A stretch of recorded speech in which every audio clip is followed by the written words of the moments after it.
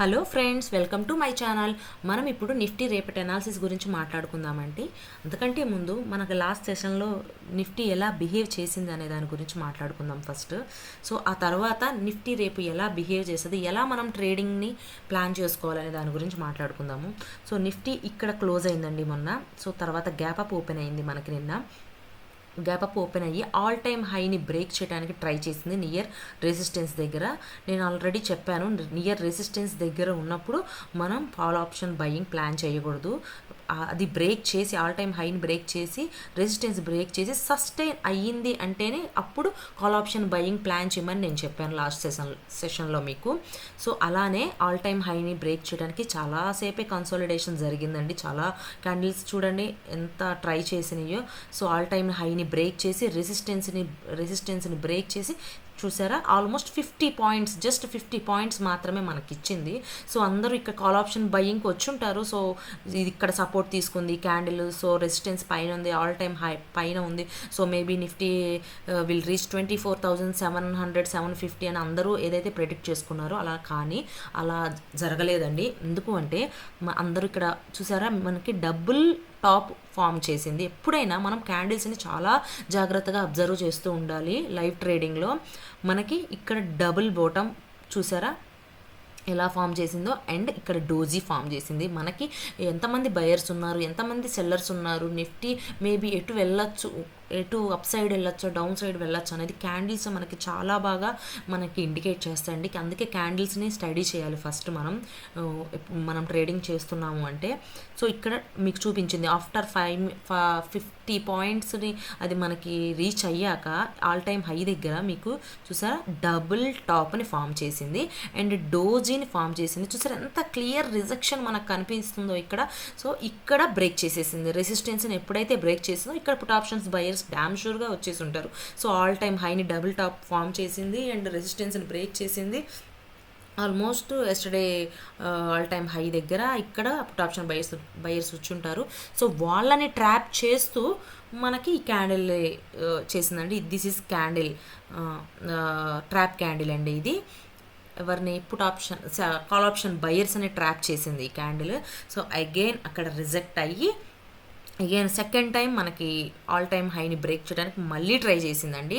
కానీ మీరు ఇక్కడ చాలా క్లియర్గా చూస్తున్నారా, ఇక్కడ బేరిష్ ఎంగల్ఫ్ ఎంత క్లియర్గా మనకు కనిపిస్తుంది అంటే రిజెక్షన్. అగైన్ మనకి ఆల్ టైమ్ హైని బ్రేక్ చేయడానికి ట్రై చేస్తుంది, ఇక్కడ బేరిష్ ఎంగల్ఫ్ వచ్చింది. సో మనకి 1 సిగ్నల్ కనిపించింది.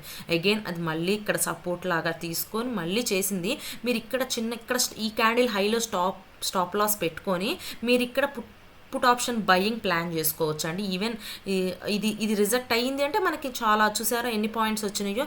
సో ఇది స్టాప్ లాస్గా పెట్టుకొని టార్గెట్ చేయొచ్చు, ఎందుకంటే ఇక్కడ బేరిష్ ఎంగల్ఫ్ వచ్చింది. బట్ 2 క్యాండిల్స్ కన్సోలిడేషన్ జరిగినాక అగైన్ బేరిష్ ఎంగల్ఫ్ వచ్చేసింది ఇక్కడ. సో ఇక్కడ కన్ఫర్మేషన్ సిగ్నల్ వచ్చింది, ఇక్కడ సిగ్నల్ వచ్చింది.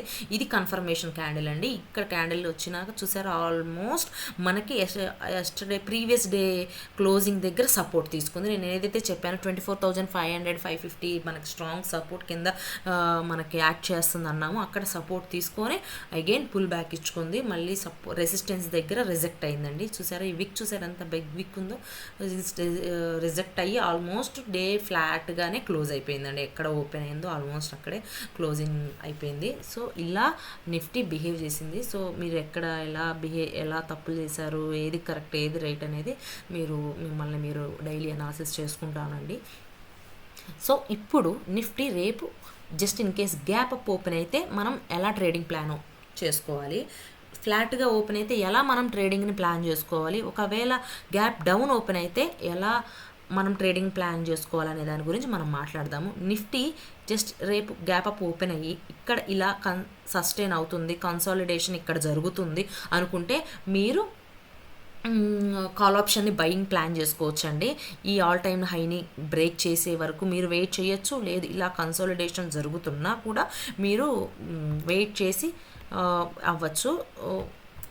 కాల్ ఆప్షన్ బయింగ్ మీరు ప్లాన్ చేసుకోవచ్చు. చూసారా ఎక్కడ వరకు రీచ్ అవ్వచ్చు అంటే ఆల్మోస్ట్ నిఫ్టీ ప్రీవియస్ 3-4 డేస్ నుంచి జస్ట్ 50 పాయింట్స్ మాత్రమే ఇస్తుంది.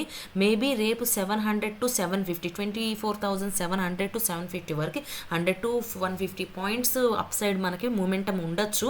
అది ఇక్కడ కన్సోలిడేషన్ అయ్యి ఈ ఆల్ టైమ్ హైని బ్రేక్ చేస్తే మనకి ఉండొచ్చు. జస్ట్ ఇన్ కేస్ నిఫ్టీ ఫ్లాట్గా ఓపెన్ అయ్యి ఇలా కన్సోలిడేషన్ అవుతుంది అంటే మేబీ రేపంతా మార్కెట్ సైడ్ వేస్లో ఉండొచ్చండి. ఈ 2 సపోర్ట్ అండ్ రెసిస్టెన్స్గా యాక్ట్ చేస్తాయి. Nifty just in case almost ఇక్కడ డౌన్ గనక గ్యాప్ డౌన్ ఓపెన్ అయ్యింది, ఇక్కడ ఇలా కన్సాలిడేషన్ అవుతుంది అనుకుంటే మనం పుట్ సైడ్ మనం ట్రేడింగ్ ప్లాన్ చేసుకోవాలండి. ఇది బ్రేక్ చేసి ఇక్కడ కన్సాలిడేషన్ అగైన్ మనం రీటెస్ట్ చేసినప్పుడు మనకి ఇక్కడ కన్ఫర్మేషన్ వస్తుందండి. అప్పుడు ఆల్మోస్ట్ నేను చెప్పాను కదా లాస్ట్ టైం, సో ఈ వీక్ ఇది ఫస్ట్ టార్గెట్గా మీరు పెట్టుకోవచ్చు. సో చూసారు కదా గ్యాప్ అప్ ఓపెన్ అయితే ఎలా ట్రేడింగ్ ప్లాన్ చేసుకోవాలి, సైడ్ వేస్ అయితే ఎలా ట్రేడింగ్ ప్లాన్ చేసుకోవాలి, గ్యాప్ డౌన్ ఓపెన్ అయితే ఎలా ప్లాన్ చేసుకోవాలో. సో మీరు ఎలా ప్లాన్ చేశారు, మీరు ప్రాఫిట్ సైడ్ ఉన్నారా లాస్ సైడ్ ఉన్నారా అని కామెంట్ సెక్షన్లో కామెంట్ చేయండి. Thank you so much.